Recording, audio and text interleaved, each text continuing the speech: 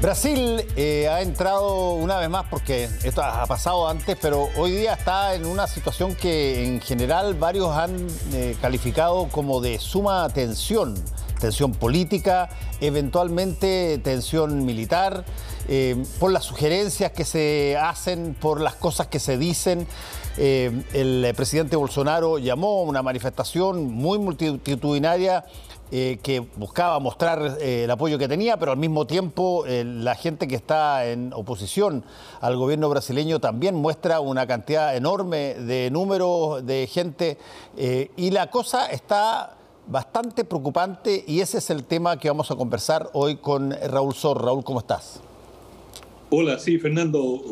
Hoy día hubo una gran manifestación, decenas de miles de personas, no he visto cifras confiables de cuántas personas hubo en diversas ciudades, en Sao Paulo, en Brasilia y en otras ciudades importantes, en respaldo al presidente Bolsonaro, que se ve cada vez más preocupado porque las encuestas electorales para las elecciones que vendrán el próximo año, el 2022, muestran que está perdiendo terreno en forma permanente y ya hay más de un 60% de brasileños consultados que estiman que el gobierno es malo o muy malo y a la vez su principal rival para estas elecciones del próximo año es Lula da Silva y él ya lo aventaja por 9 puntos si las elecciones fueran mañana y por cierto si se pudiera confiar plenamente en las encuestas, cosa que sabemos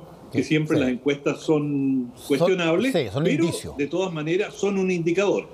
Exacto, son indicios, pero a veces están totalmente fuera del tarro. Sí, eso ha pasado muchas veces en muchos países.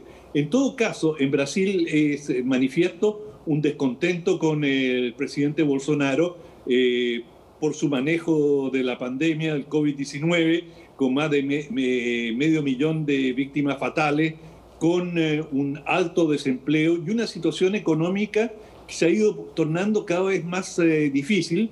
Después de un cierto auge, de una cierta bonanza, las cosas se han vuelto a complicar y esto es lo que ha llevado a Bolsonaro a culpar al Congreso que no le aprueba ciertas reformas y también a la Corte Suprema. Él ha atacado a ambas instituciones del Estado, señalando en primer lugar que con el bloqueo de la legislación que él plantea en materia de pensiones y otras reformas económicas, esta es la razón por la cual Brasil no sale adelante y ha llamado a sus colaboradores a manifestarse para romper lo que él denomina un bloqueo.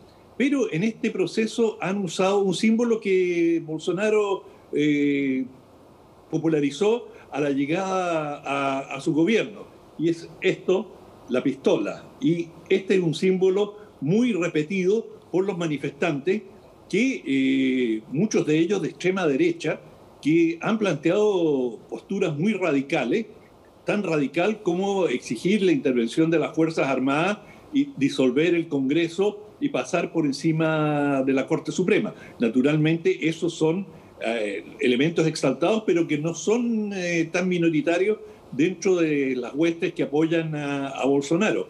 Y esto ha generado temor, inquietud a nivel en Brasil, porque hay desde hace bastante tiempo, digamos, algunos meses, se rumorea mucho la posibilidad de un golpe de Estado y que Bolsonaro trataría de impulsar una intervención militar para no llegar a estas elecciones. Y él ha hecho declaraciones muy cuestionables, como por ejemplo, yo voy a ganar las elecciones o voy a ir a la cárcel o voy a morir.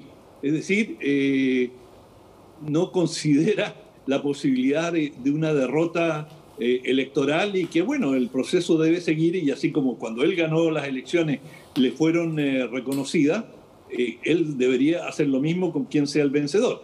De hecho, todavía falta más de un año para saber para que tengan lugar las elecciones.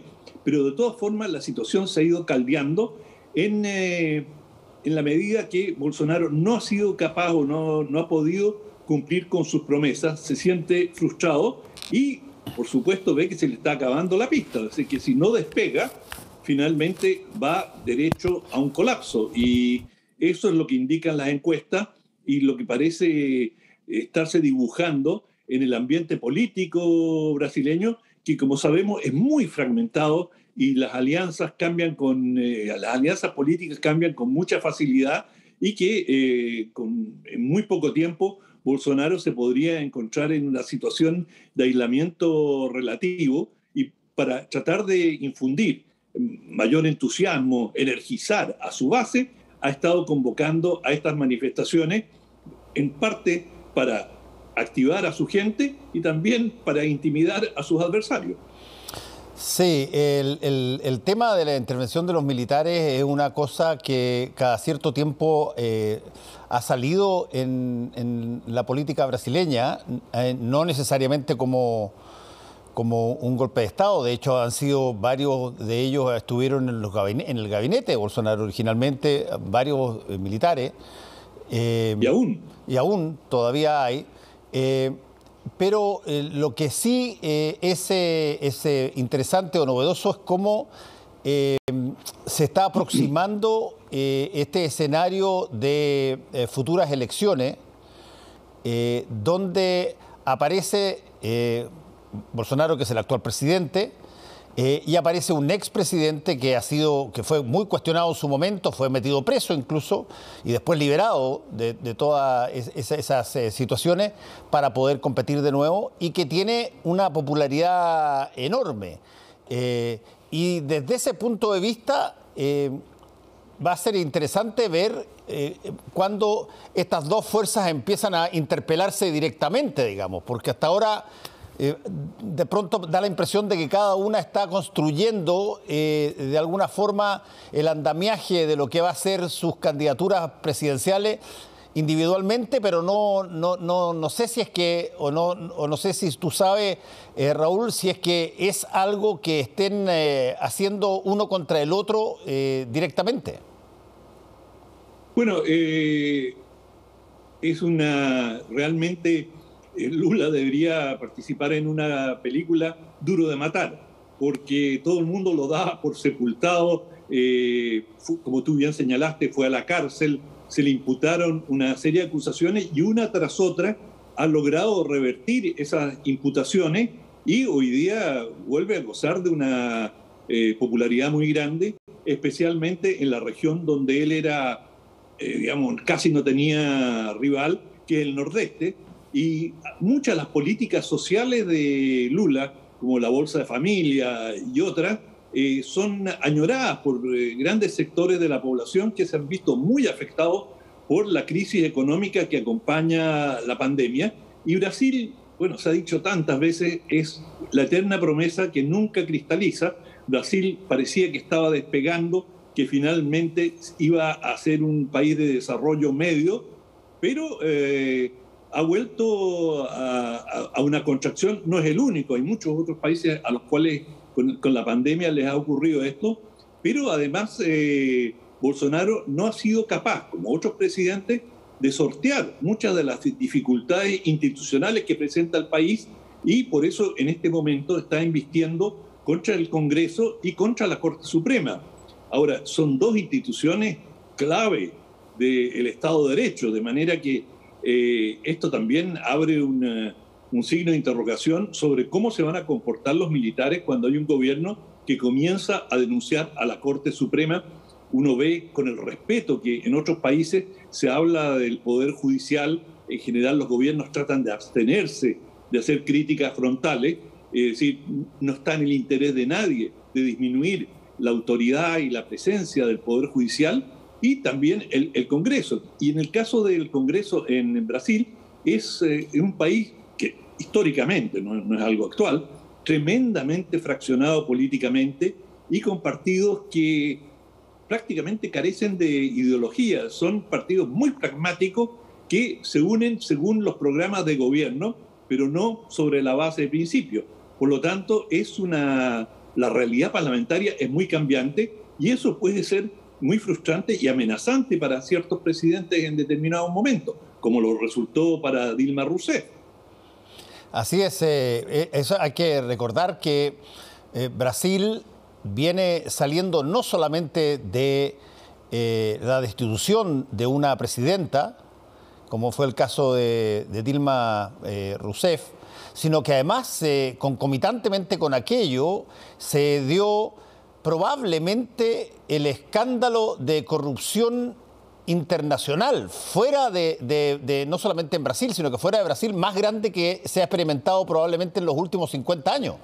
Que en América Latina. En América Latina, que fue donde estuvieron corrompidos, creo que algo así como 7 países.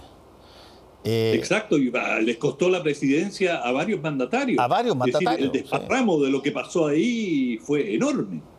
Exacto, entonces no es algo que uno pueda decir que el tejido social y político de Brasil está muy firme en términos de lo que quiere, las posiciones a futuro, porque viene saliendo de probablemente, como te decía, uno de los factores que más debilitan la confianza de la gente en las instituciones, que es la corrupción. Exacto, o sea, por decirlo en forma bien sucinta, el desprestigio de la política en Brasil es enorme. Y esto ha abarcado a todos los sectores. Antes de que Lula se le prohibiera participar en las elecciones, hubo manifestaciones realmente enormes contra Lula y contra la corrupción, y las ha habido contra todos los presidentes, y ahora probablemente la oposición a Bolsonaro este fin de semana va a tratar de hacer también sus propias manifestaciones. Las iban a realizar hoy en contrapartida a los partidarios de Bolsonaro, pero muchos de los opositores estimaron de que era preferible no enfrentarse, que los peligros de un choque callejero podrían perjudicar digamos, el desarrollo de la vida política en Brasil, y prefirieron postergar hasta este fin de semana sus propias manifestaciones, y ahí se verá también una cierta demostración de fuerza. Ahora, mucha gente sale a la calle, pero la gran mayoría de la gente no sale a la calle, y recordemos que todavía Brasil, aunque ha estado disminuyendo la cantidad de infectados, tiene una situación muy trágica, pero muy grave con el COVID.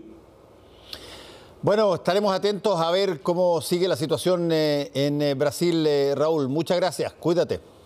Listo, chao.